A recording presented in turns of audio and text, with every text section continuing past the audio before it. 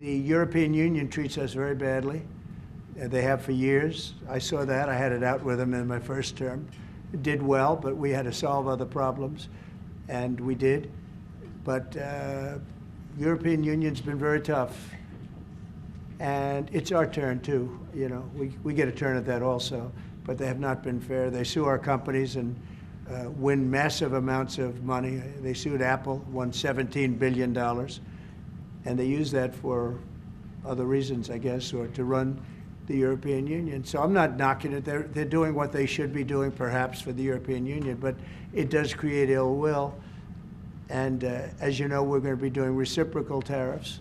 So whatever they charge us, we're charging them.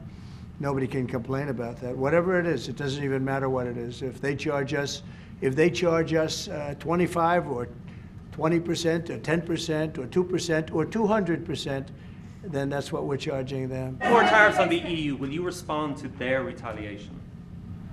Of course I'm going to respond. You will retaliate. The problem with more is tariffs. our country didn't respond. Look, the EU was set up in order to take advantage of the United States. Including Ireland? Is Ireland taking advantage of the US? Of course they are. I can't, you know, I have great respect for Ireland and what they did. And they should have done just what they did. But the United States shouldn't have let it happen. We had stupid leaders. We had leaders that didn't have a clue. Or let's say they weren't business people, but they didn't have a clue what was happening. And all of a sudden, Ireland has, you know, our pharmaceutical companies and other, this beautiful island of 5 million people has got the entire U.S. pharmaceutical industry in its grasp. And you know, you mentioned housing and you mentioned other things. I mean, I have property in Ireland, as you know, and I love it. It does great.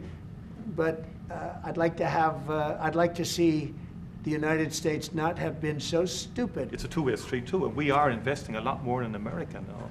And people may not realize, but Ryanair, one of our biggest airlines, for example, I'll trade. AirCap, I'll trade. they buy more, the two of them together buy more Boeing airplanes than anybody else outside of America.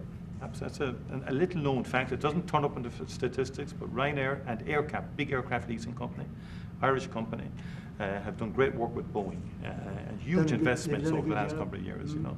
So, and there's a lot of Irish companies here now, about 700 odd Irish companies based in America. Glanbia, you know, Smurford, Rock, I was saying to you this morning, Vice President, a lot of them creating thousands of jobs in America. And it's only fair. I mean, that's correct. That's right. That's the way it should happen. And I think it's a very good relationship we have. It's a historic one. It's happened over time. We've added value to American companies. We've increased our value. They've got access to the European market, and they did all of that. I understand where you're coming from fully. But I think it's a relationship that we can develop and that will endure into the future, and will change, it will adapt, and you're evolving and you're doing things. And they've done a very good job. Now, I just will say this. But with all that we've said, we can talk about Ryanair. There's a massive deficit. I don't mean by a little bit. I mean, there's a massive deficit that we have with Ireland.